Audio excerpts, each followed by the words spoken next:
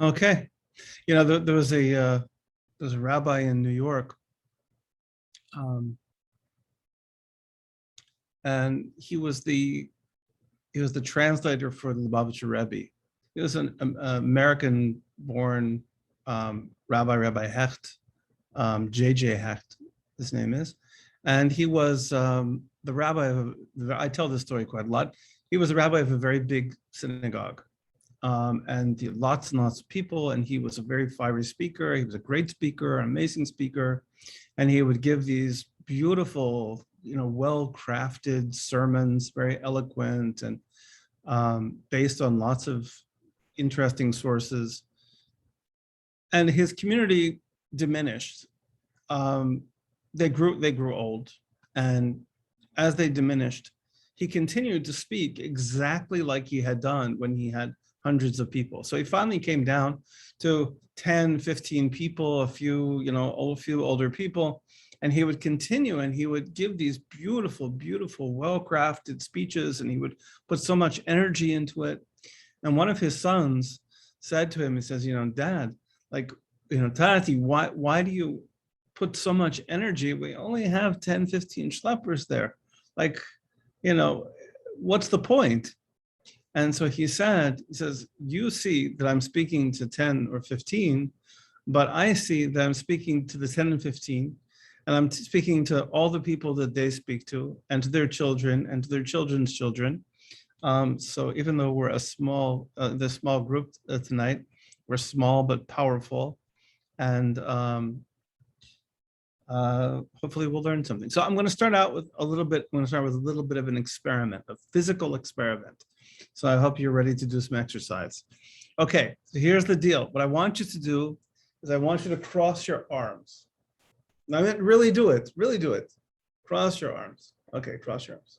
Okay, nice and comfy. Okay, good. Okay, now what I want you to do is I want you to switch arms. I want you to switch it up.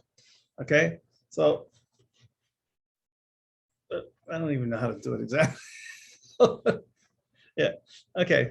Were you able to do it? Yeah. Yeah. Okay. How's it feel? Good.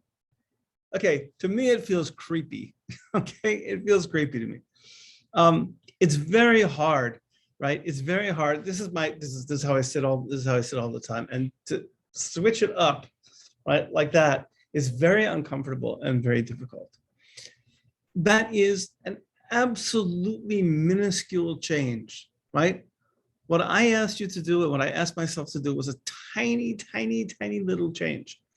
Almost nothing, just the slight shifting of the body, one arm to another, and yet we find it very hard. And so when you talk about Chuva, and talk about this kind of overhauling of our personality and transformation and how we're going to be different, that we're going to change. And we stand there, you stand there in Yom Kippur and you're going, I'm going to change. I'm going to be so different. I'm going to, all of it is predicated on the fact that, we are creatures of habit, and that we find those habits extraordinarily difficult to break. And that those habits can be very good and can be very bad. We certainly know bad habits, right? We certainly understand the concept of bad habits. And even good habits, we run the danger. I was thinking, my daughter was here for Shabbat, and one of the things my daughter does is my daughter was raised to kiss mezuzahs, right? So whenever my daughter's kind of moving through the house or walking into the house, walking out of the house, she kisses the mezuzah. And I was thinking, on the one hand, that is a beautiful and natural, spontaneous expression of the awareness of Hashem. And as we kind of move through the rooms, be aware that Hashem's presence is with us wherever we go. I mean, it's a beautiful concept. At the same time, it runs the danger of being robotic and empty. We can keep doing the same thing over and over again. And by doing that, we inculcate certain values and certain habits, certain ways of being, which are great. But at the same time, it can also become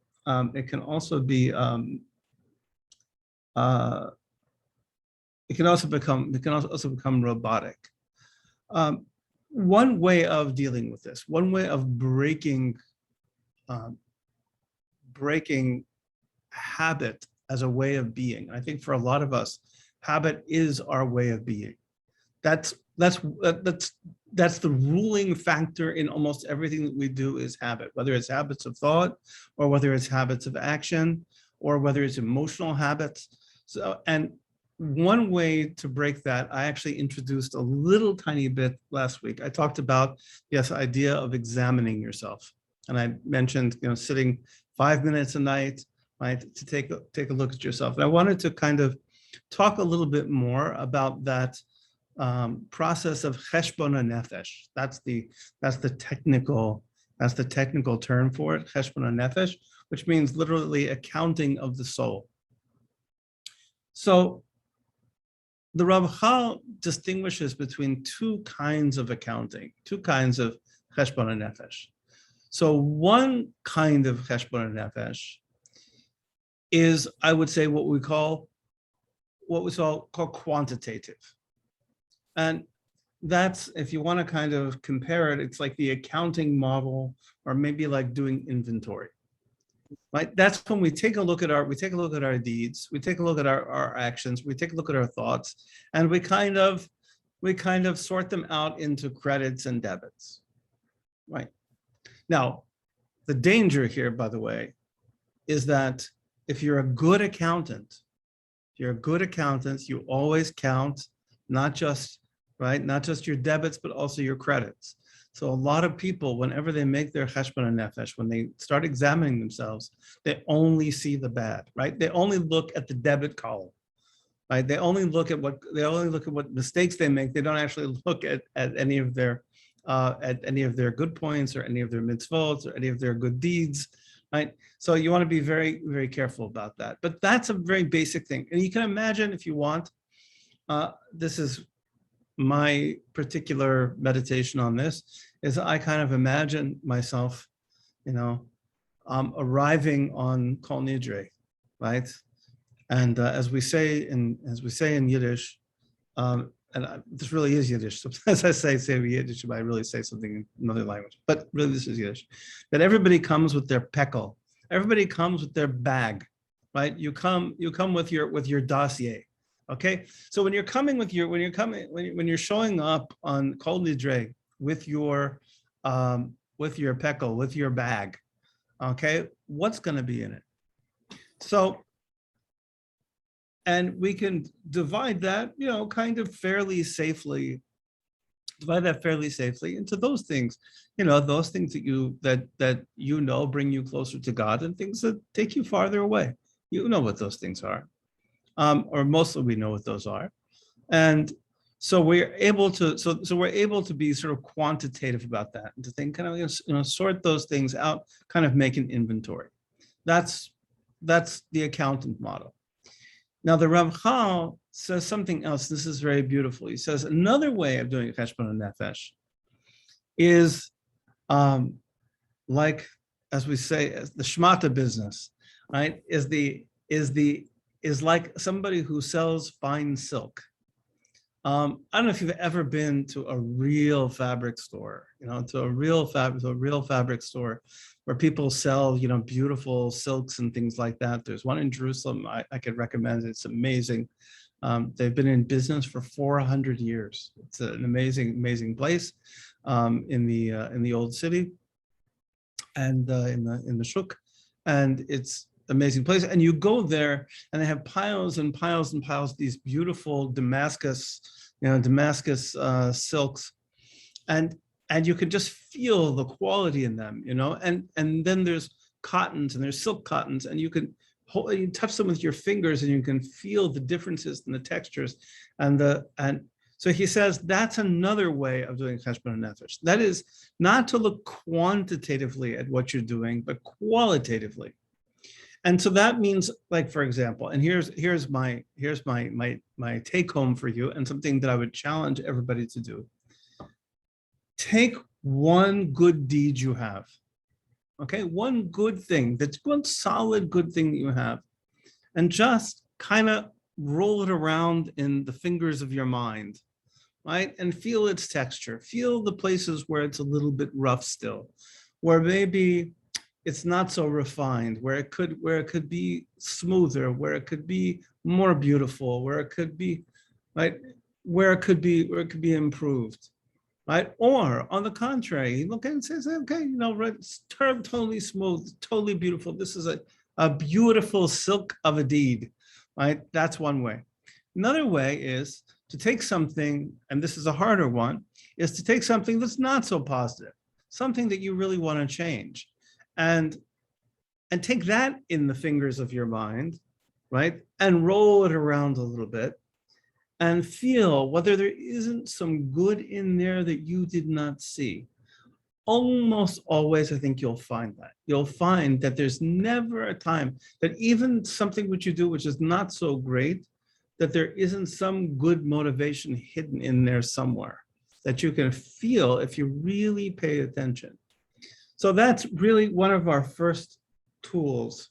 One of our first tools and most powerful tools for tshuva is going to be this process of cheshbon and nefesh.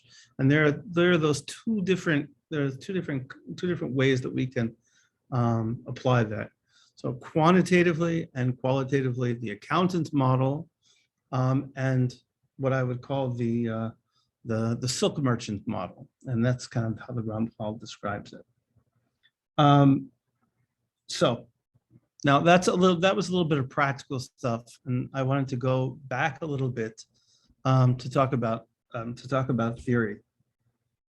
So if you remember last week, and if you weren't here last week, I can review it.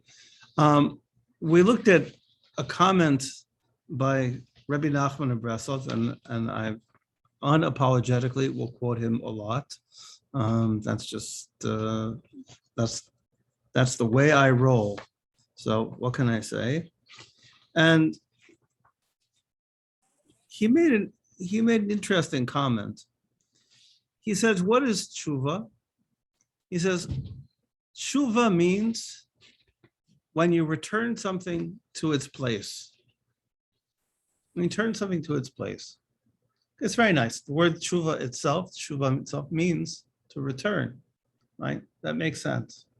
So my question is, returning what to who? Returning who or what to where, who or what? Right? What are we returning and where are we returning it? And to whom are we returning it? And the answer to that is not necessarily so simple. So just on the kind of inspiring side, if you look at source 10, I have a little piece from Rav Kook, Orota Tshuva, and he says, when we forget the essence of our own soul, everything becomes confused and in doubt. The primary tshuva, that which immediately lights in the darkness, is when a person returns to himself, to the root of his soul, then he will immediately return to God and to the soul of all souls. So the first step, says Rav Kook, is a return to who we really are. Now, that's not such a simple concept, because what does he mean, return to ourselves? And first of all, I should add that this is obviously not a new idea with Rav Kook.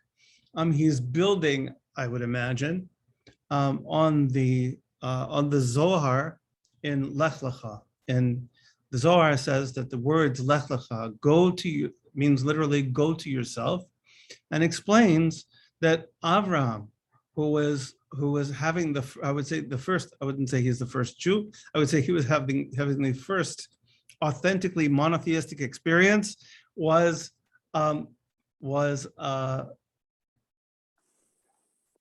sent on a search for his true self. Sent on a search for his true self, which means really that all of us, right? All of us, his descendants, all of his spiritual descendants, are on that same search. So what does that mean? So one way of understanding that is that Jewish understanding of what a human being is always that we are a multiple being. That is to say, first of all, we have a spiritual component and we have a physical component. And that physical component and the spiritual component are not always in sync with each other, right? And that the spiritual component is, in some sense, who we really are. That's one way of understanding it. A more sophisticated way of understanding it is a kind of theory of soul, and that is to say that we really have two souls. We have two kind of spiritual dimensions. We have one spiritual dimension that's very closely tied to the body and very closely tied to the needs of the body and to the lower emotions that feed our survival. And we call that the in the Hasidic philosophy, it's called the Nephesh Bahamit, the animal soul, so to speak. And then we have a higher kind of existence which is a Nephesh Elokit, which is a spiritual soul. And that here, when we say go back to ourselves, going back to ourselves means to identify and to relate to the needs of that higher soul, of that Nefesh Elokit, that divine soul. And the play between these things is not simple at all.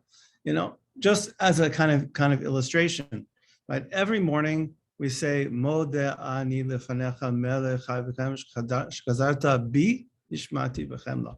So we say, we thank God for returning our neshama to us. So who are we then?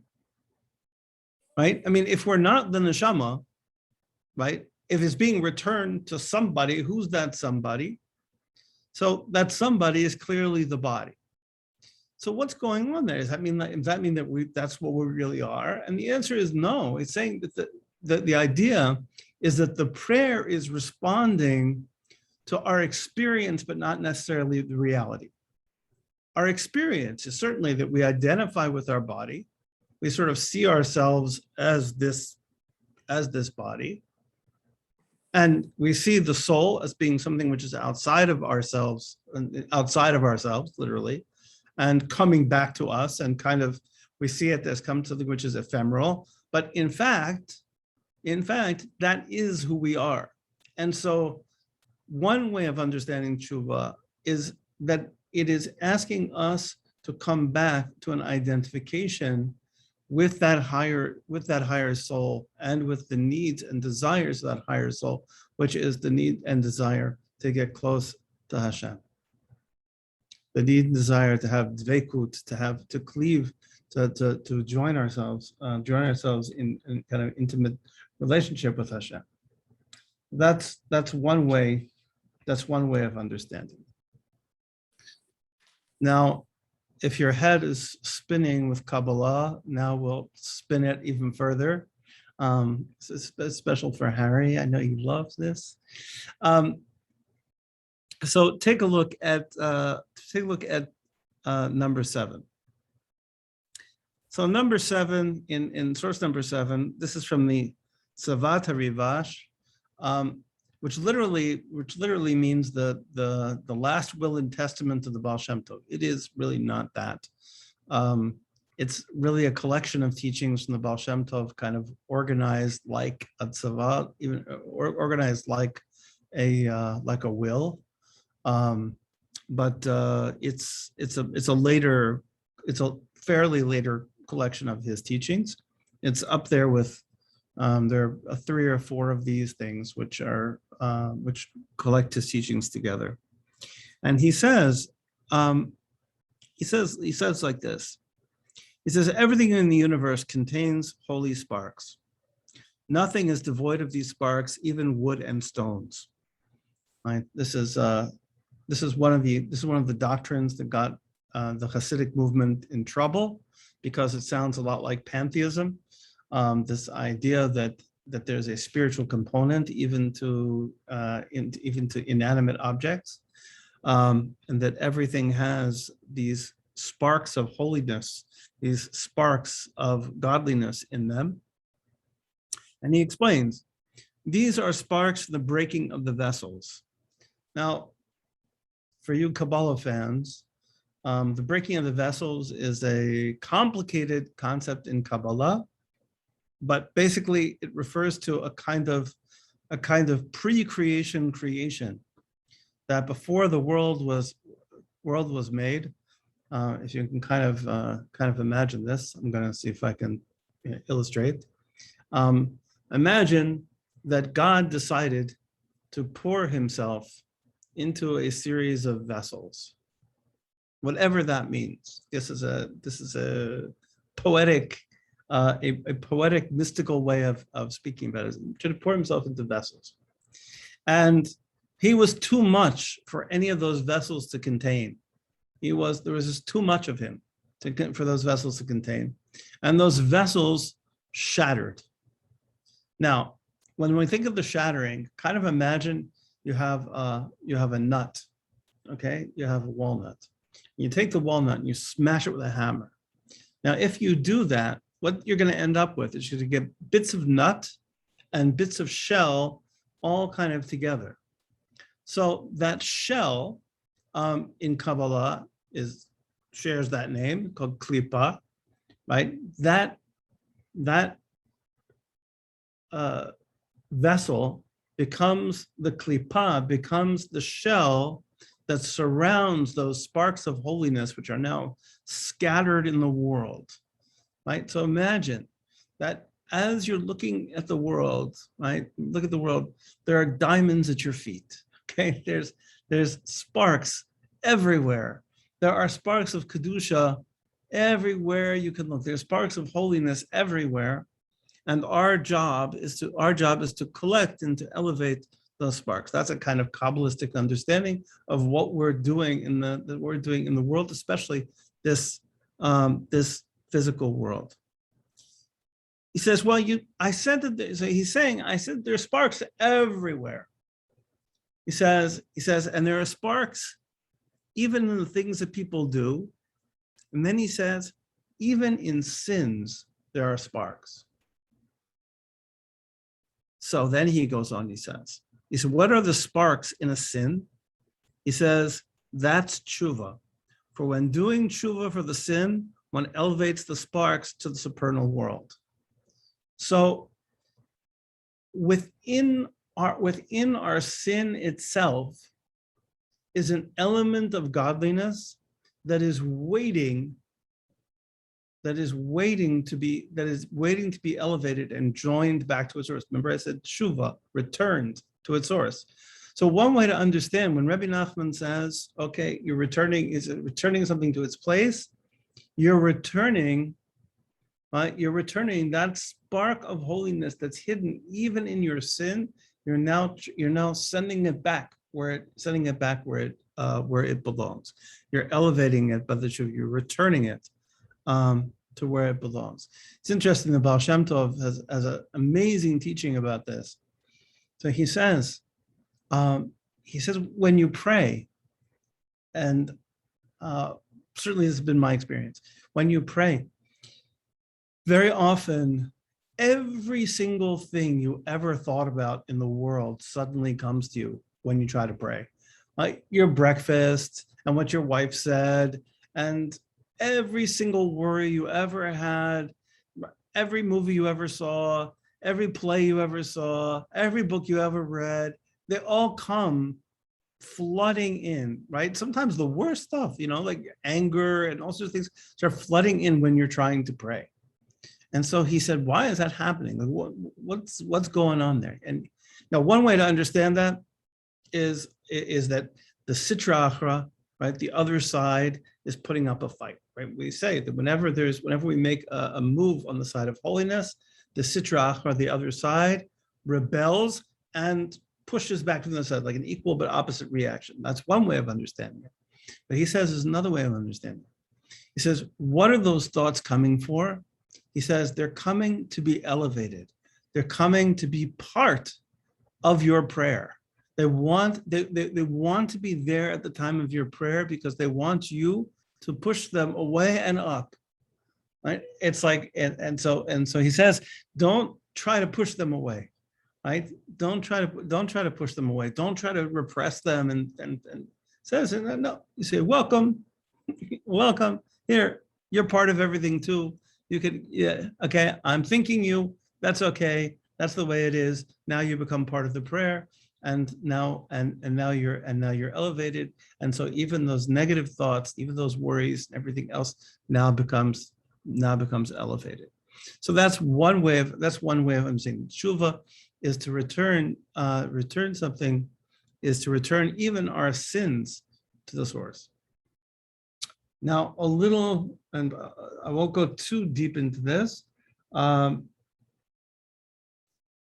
Baal HaTanya, who was the founder of the Lubavitch movement and probably one of the most seminal and organized thinkers of the Hasidic movement. He came from a Lithuanian background, which helped him to think in a kind of more logical, systematic way than many of the early Hasidic masters. He understands it in a little bit more deeply, and again, a little Kabbalistically, based on a comment in the Zohar. So the Zohar says the word Tshuva actually means tashuv hey, to return the hay. Okay, that's interesting. So what is tashuv hey? It's very cute. Okay, it's very cute. Okay, tashuv hey, that's nice. You know, the letters do work that way, but what does that mean? So he explains it like this. I'm not going to do it inside because I think it gets more confusing to do it in the text. So I'm going to try to explain it as best as possible. So imagine the name of God, Yud Ke Vav Ke. Imagine that as a distribution system to bring godliness into the world. Okay. Well, it's very interesting. For some reason, we always picture Yud Ke Vav Ke kind of like as we write it, right? But kind of imagine it now from top down. So Yud, Hey, Vav, Hey. Okay, kind of imagine it like that. Okay. So that last Hey is the interface, right? That's the last Hey for you Kabbalah fans is related to the sphere of Malchut. Don't ask why, it's a long story. Okay, Malchut is related to Malchut, it's related to speech, it's related to a lot of things. It's related to the interface between God and the creation. Okay, that last letter, that last Hey. So what does it mean, Tashuv Hey? So according to the Baal HaTanya, according to Rav Shlomo Zalman of Liadi, this picture is up on my wall over there. Someone can see him somewhere over there. There he is. He's under the Baba Sali, very appropriately. So he says that Tashuv Hey means when we sin, where does the energy come from? Where does it come from? Like, how is it possible that we ever sin? We're not in the world to sin. We weren't created to sin. We weren't created to do anything bad, but somehow or another we're able to do it. So he says, we have the ability to draw holiness, to draw the life force, chayut, that God gives us from that lower Hey. We're able to draw that down, even down into the Sitra Achra, into the realm of evil. We're able, so in essence, what we're doing is we are reproducing the exile. So we're a microcosm. So as in a microcosmic way, right? In a microcosmic way, just as there's this big concept of exile, that the Shekhinah, God's presence, goes into exile, that the temple is destroyed, right? And yet that energy still exists. It's invested in all sorts of that energy, that life force that was even in the temple is still in the world in a sense. It's just invested in power and all sorts of other things. So in the same way, we're able, through our negative actions, to draw that energy down into the Sitra on the other side. But teshuva, tashuv, hey, means that we're now able to return it back to its source. We're able to elevate it. When we look at our deeds, when we pay attention, when we change and we change our ways. And I'll talk more next, more practical ways about how to change our ways and what kinds of things we can do. When we actually change our ways, then what we're doing is we're actually returning. We're undoing the exile. We're undoing the exile that we ourselves created and returning that life force back to its source. So I want to end with something a little bit beautiful, and I also found mysterious. And I'll leave you with this thought to kind of simmer in your mind. This is from source number 13, again from Rabbi Nachman of Breslov. He says, "Kodem hatshuva adayin ein lo havaya, kilu adayin lo netiva." So notila b'shlam. I ba'olam. So I overprinted. I printed on something else so I could barely read. He says, yeah, he says, before tshuva, a person has no existence. Like he's never been created. And that's really, I think, a very good meditation to bring into this month. And he goes on to explain, he says, this month, Elul is associated with the divine name, Ehya, I will be, and I will be what I will be. Right? I will be. He says, because we recognize that we don't exist yet. The person who is going to be standing in Ne'ilah and feeling like an angel, that person does not exist yet. You're not that person yet. You're somebody, for sure you're somebody. Okay, but you're not, but it's as if you don't exist yet. You know, sometimes we become we're so fixed about who we are. We're so convinced that we're a finished product, but none of us are finished products. None of us. We're all works in progress. We're all in the process of becoming in the beginning, and it's as if we have no. It's as if ein havaya, as if we have no existence, and we're just coming into existence. What a beautiful thing that is for all of us, you know, to be in the process of being born again, to be reformed again, born again, formed again. I've got every religion here. Really to be able to renew ourselves and become something new. So I don't want to go. It's 7:46. I don't want to go any further than that because people's heads will explode, especially since I included some Kabbalah this week. So thoughts, feelings, objections, fistfights, comments on my decor. No, not even comments on my decor. Okay. Okay, everybody knows where to find me. I'm easy to find. 6 o'clock in the morning. Okay, 6 o'clock in the morning, slichot. Women are invited to slichot. That is very old custom.